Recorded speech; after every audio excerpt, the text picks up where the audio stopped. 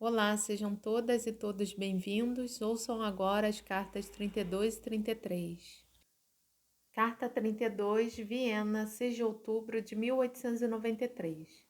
Caríssimo amigo, estava prestes a me aborrecer com a falta de notícias suas, quando sua amável carta anulou essa intenção.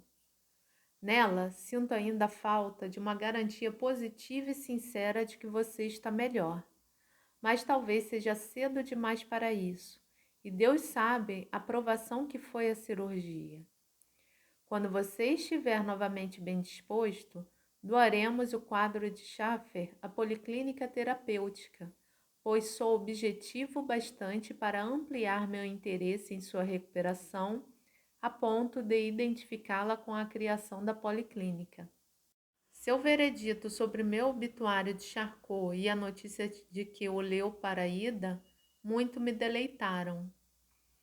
Eu não tinha nenhum conhecimento do honroso plágio de Algemine.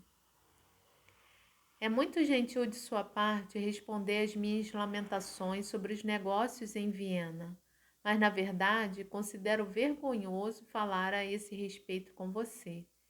Isso vem apenas provar até que ponto me deixo levar pelos impulsos algumas vezes. Especialmente no caso de sua jovem cunhada, fiquei grata a Breuer e não aborrecido por ele ter me deixado de fora, pois desagrada-me profundamente misturar amizade com trabalho. Não tenho minha terapia em alta conta, como você sabe, e evito de bom grado a comparação com suas atividades médicas. Nesse meio tempo, as coisas se tornaram mais animadoras. A questão sexual atrai as pessoas, que ficam inteiramente atônitas e depois se vão convencidas, exclamando: Ninguém nunca me fez perguntas a esse respeito. A coisa está ficando cada vez mais complicada à medida que chegam as confirmações. Ontem, por exemplo, examinei 4 casos novos cuja etiologia, conforme a cronologia, só pode ser o coito interrompido. Talvez lhe agrade um breve relato deles. Estão longe de ser uniformes. Número 1. Mulher, 41 anos, filhos de 16, 14, 11 e 7. Nervosa nos últimos 12 anos, bem durante as gestações, recorrência depois delas. Não houve agravamento com a última gravidez. Ataques de tonteira com sensações de fraqueza, agorafobia, expectativa ansiosa, nenhum traço de neurastenia, pouca histeria. Etiologia confirmada, pura neurose de angústia. Número 2. Mulher, 24 anos, filhos de 4 e 2. Desde a primavera de 93, ataques noturnos de dor, das costas até o externo. Com insônia, quanto ao mais, nada. Bem disposta durante o dia. Marido é caixeiro viajante. Esteve em casa por algum tempo na primavera, bem como recentemente. No verão, enquanto o marido estava fora, ela se sentiu perfeitamente bem. Coito interrompido e grande medo de ter filhos. Histeria, portanto. Número 3. Homem, 42 anos, filhos de 17, 16 e 13. Bem disposto até um ano atrás. Então, por ocasião da morte do pai, súbito ataque de angústia com palpitações, medo hipocondríaco de um câncer na língua. Vários meses depois, um segundo ataque, com cianose, pulso intermitente, medo da morte e assim por diante. Desde então, sente-se enfraquecido, tonto, agorafóbico, alguma dispepsia. É um caso de neurose de angústia pura, acompanhada por sintomas cardíacos subsequentes a uma perturbação emocional. Já o coito interrompido foi tolerado com facilidade, aparentemente durante 10 anos. Número 4. Homem, 34 anos, sem apetite nos últimos 3 anos, dispepsia durante o ano passado, com perda de 20 quilos e constipação. Cessados esses sintomas, violenta pressão intracraniana com horário de siroco, ataques de fraqueza com sensações associadas, espasmos crônicos esteriformes. Neste caso, portanto, predomina a neurastenia. Um filho de 5 anos, desde então coito interrompido por causa de uma doença da mulher, aproximadamente na mesma época da recuperação da dispepsia, foram retomadas as relações sexuais normais. Em vista dessas reações aos mesmos fatores nocivos, é preciso coragem para insistir na especificidade dos efeitos deles, tal como a defino. No entanto, deve ser assim, e há certos pontos a levar adiante. Mesmo nesses 4 casos, abre parênteses, neurose de angústia simples, histeria simples, neurose de angústia com sintomas cardíacos e neurastenia com histeria, fecha parênteses. No caso 1, de uma mulher muito inteligente, não havia medo de ter filhos. Ela tem uma neurose de angústia simples. No caso 2, de uma mulherzinha agradável e tola, a angústia era fortemente acentuada. Após um breve período, ela teve primeiro uma histeria. O caso 3, com neurose de angústia e sintomas cardíacos, era um homem altamente potente que também fumava muito. O caso 4, ao contrário, era um homem apenas moderadamente potente e frígido, sem ter se masturbado. Ora, imagine o que aconteceria se alguém fosse um médico como você. Por exemplo, capaz de investigar a genitália e o nariz simultaneamente. O enigma seria solucionado num piscar de olhos. Mas estou velho, preguiçoso e sobrecarregado demais de obrigações para ainda aprender alguma coisa. Saudações cordiais de uma família a outra. Seu Sigfried. Anteontem, marcharam casa dentro a mulher e os filhos com a melhor saúde possível.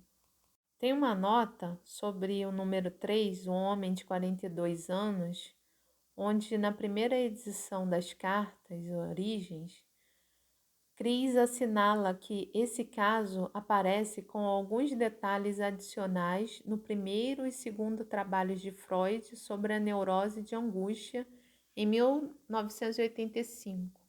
Carta 33, Viena, 18 de outubro de 1893. Caríssimo amigo, espero que minha confiança na mais pronta recuperação de sua amável esposa chegue até a sua casa depois de essa mesma recuperação já ter ocorrido. Não pode ser desejo dela estar doente, de modo que não me estenderei nesse ponto em absoluto. Esperei um longo tempo por notícias de seu bem-estar e estava em vias de lhe escrever sobre minha preocupação. De modo geral, não tenho o hábito de torturá-lo com a obrigação de escrever, mas sou tão extremamente ignorante que não tenho a menor ideia do alcance de uma operação desse tipo. Hoje já estou cansado de escrever. Tive um desentendimento mortificante com Brauer, que ocasionou a redação de muitas cartas. Ele acabou por comportar-se de modo tão generoso que tudo ficou serenado. Acabo de escrever-lhe minha última carta, e a presente, endereçada a você, realmente não pode mais ser adiada. Eu poderia escrever muitas coisas sobre o nariz e a sexualidade, 2 temas. O fato de você ver pouco material dessa natureza é, na verdade, uma prova de sua pré-seleção. No momento, as pessoas não correm para consultar-se comigo, mas têm examinado casos lindíssimos e cheguei até a fazer alguns progressos. Na próxima vez, falar-lhe-ei sobre uma observação de enxaqueca com escotomas em masturbadores, infelizmente sem envolvimento do nariz. Entrei em contato aqui com um certo Dr. Wei, que é muito mais inteligente do que Lauf. Estudou sobre a orientação de Schwerer, que é judeu, e lê. Em suma, seria perfeitamente adequado não fosse por seus péssimos modos. Tenho-lhe encaminhado pacientes e insisti para que ele leia seus textos e assim por diante.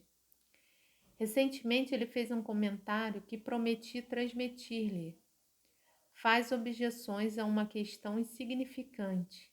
O caso de uma mulher que, no decorrer de um ano, teve 6 abortos espontâneos no segundo mês.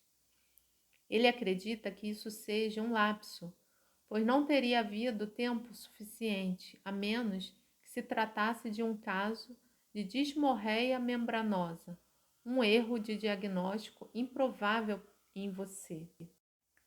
Para não esquecer meus próprios interesses, a mulher do Dr. R veio me visitar.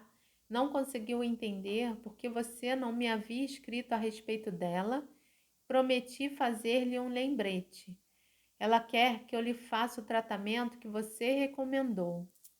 Não tenciono em absoluto ignorar meus problemas cardíacos. No momento, eles vão bem melhor. Não por qualquer mérito meu, pois tenho fumado muito devido a todas as dificuldades que têm sido muito numerosas ultimamente. Creio que logo tornarão a dar sinal de vida e dolorosamente. No que concerne ao fumo, seguirei escrupulosamente uma receita sua. Já fiz isso antes, numa ocasião em que você me deu sua opinião a respeito da estação ferroviária, período de espera. Mas realmente senti muita falta dele. Um resfriado agudo não agravou as condições. Observei esse complexo sintomático em alguns pacientes e ainda não estou convencido de sua natureza nasal. Ainda lhe devo muito hoje em dia. Saudações cordiais a você e sua estimada esposa, sinceramente, seu Sigfried. Tem notas interessantes onde o Freud cita o desentendimento que teve com Breuer e o assunto é a dívida financeira de Freud com ele. Freud insiste em reembolsá-la e Breuer lhe afirma generosamente que isso não tem nenhuma importância para ele. É evidente que esse era um assunto muito sensível para Freud. Ele também tomara empréstimos com Joseph.